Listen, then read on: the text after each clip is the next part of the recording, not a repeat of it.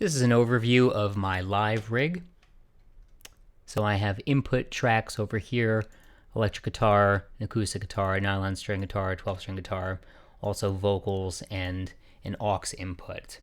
So the real novelty of this set is how modular it is. So the problem is that you might load an effect or a processor onto a track, and then you map some buttons or controls to it, like a foot pedal or something else, to turn effects on and off, and that's all great.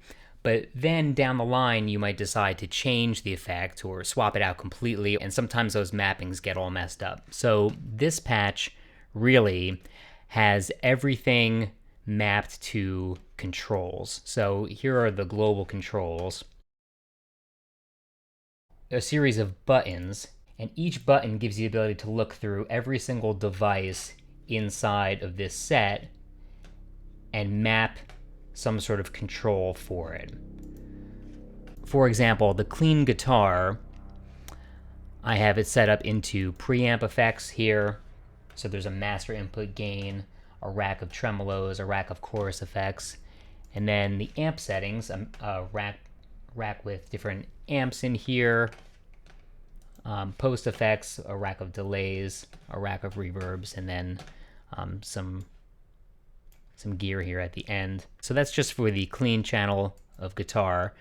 And then overdrive guitar is the same thing, except tremolos for this overdrive sound, a variety of different overdrive amps all modeled in there. And then you can choose between all of those, the heavy guitar or lead guitar, and every instrument has a rack of effects that you can all control. And they're all accessed through these buttons here. So button 1 might control at any given time clean input gain, amp on, a boost gain, and then of course you can change things up to control more things if you needed to. You can also have this button control the overdrive and various other effects in here. So the goal is to map your MIDI control. In this case, it's a 3-button foot switch with an expression pedal. Have these controls mapped to one of these buttons, and then from these buttons map to all of the individual device parameters, so that you can change device parameters, swap them out completely, and not have to rechange any of these mappings. So there are 2 types of controls inside of this rack. So those are, 1, these input devices that I've made, where you send it a label and then it communicates with the patch through forward and receive objects through Max for Live. The other type of control are these live racks, where adjusting this turns on an entire rack of effects. So in this case, tremolo, and we have for each different type of instrument, you have, here's amp 1, turns on that entire amp, amp 2 turns on this entire rack, and you might have one of these VJ things in the end, this case being a boost that you can control after the fact. Same thing with delays and post effects. You can have gains that go before the delay, so that you can, for example, turn this thing on, allow this thing to have tails, and then turn this thing off as needed to save resources. For example, I have this overdrive sound.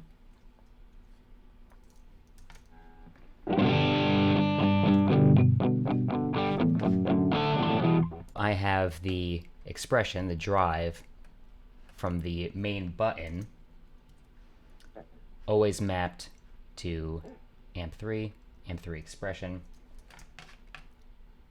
And then on this expression, I can see that it's always mapped to this control. If I change the MIDI device that is operating it, the control always still map to this. And so if I decide to change up these amps, this drive knob controls the drive on these individual instances of, in this case, bias, to control the overdrive.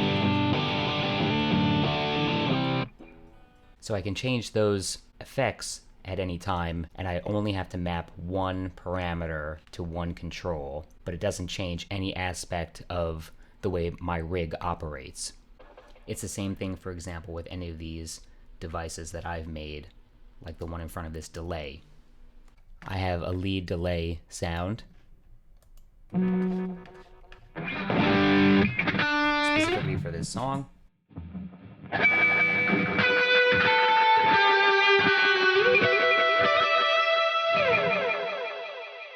And so I have this foot pedal set to control the gain on this delay.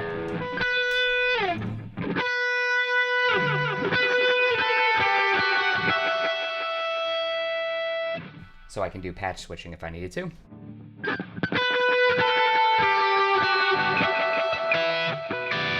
the tail is still there. So that allows the delay to get through, but it cuts off the effect because it's a gain. So how do you map all of those controls? How do you know where they all are? There's a device here that's a calibrator that makes sense of where everything is inside of your patch. So the patches that I made with the gains all communicate through forward and receive objects in Max for Live. That's easy. The live devices, the racks, are a little bit more difficult to work with because they need a device name and a device ID number in order to be controlled. So there's a special process you have to do to find out what all those things are. But effectively, you make a list of the rack name, the actual device inside of that rack, or the control device inside of that rack, tremolo 1, on and off, and then you send it then the name of a forward object. So in this case, it looks like this on the inside. So for example, you might have the overdrive tremolo, and then the tremolo 1 on-off rack control has its own device ID. So the goal of this patch then is to find out all of these device IDs for every single device. In this case, there are over 500 of them. Find out every single device ID and then assign it to a forward and receive object so you can communicate with it. And this happens inside of this patch here, and then you save it with the patch. You only have to do this once unless you start deleting whole racks of devices and messing things up. Then you just have to recalibrate it. It takes about a minute or so. But then once it's saved, it's saved. Same thing with all of these controls here in the menu. Once you save this menu item or this menu item, it's saved in the patch, so you don't have to worry about it anymore. And then you can access it from any one of these buttons. So I use the key command V to get to this main palette here, and I can pick up a sound here, which essentially sets just a bunch of presets for all of these buttons, and these all save with the patch. And anytime I come up with one that I like, I can click right, and then it saves the preset here, it saves the preset here, and every one of these buttons is all mapped to the preset. So there's a fair amount of muting that happens under the hood. So for example, I have the electric guitar enabled now. If I need to tune or something like that, I press T, and it automatically puts me into tuning mode here. I can press M and tune silently, and then come back here, and I can unmute that. I can go press V, come back to my main control, and then have these sounds set up as I like them. So every time I select a new preset, it shows me over here what is loaded onto button 1. Clean master input gain, clean amp 2, a clean boost, that's to the expression pedal, a little bit of reverb 1, and the reverb gain is set to some level that I've already chosen. And then if I wanted to, I can just press 1 and I can go in and I can look at all of these things and see how things are. And I can save any presets that I want in there. The cool thing about these types of devices, for example, is that you don't just set on and offs and individual gains, but you can also set these additional actions in here too. So for example, I have a preset for Where the Streets Have No Name, U2 song, and then when you press button 1, it has it set to, when you trigger this thing, it goes from -18 to 0, over the course of 24 seconds to do that intro.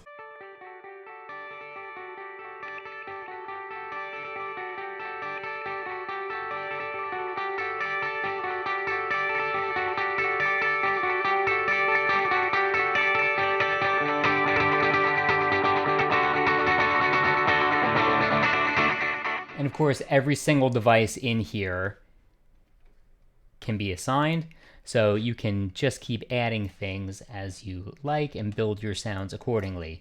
You're not confined to just putting clean sounds on button 1 or whatever. You can assign any sound to any button that you want.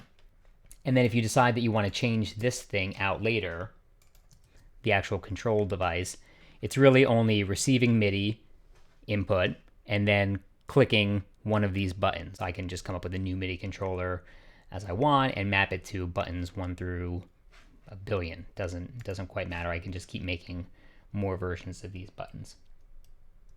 On the output side, I don't want to have clean guitar and overdrive guitar and heavy guitar and lead guitar all happening simultaneously all the time. So there's a component of this patch that detects which preset you're using and does the amp switching for you. So it detects if you're on the overdrive sound or on the clean sound, and it will automatically mute the other tracks, a soft mute.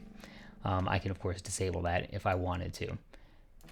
And with this type of set, because of the way that it's set up, there's no popping, there's no anything. All the sounds ramp down and ramp up and dovetail into each other. You can even set tempo for delay type things. So New Year's Day, for example.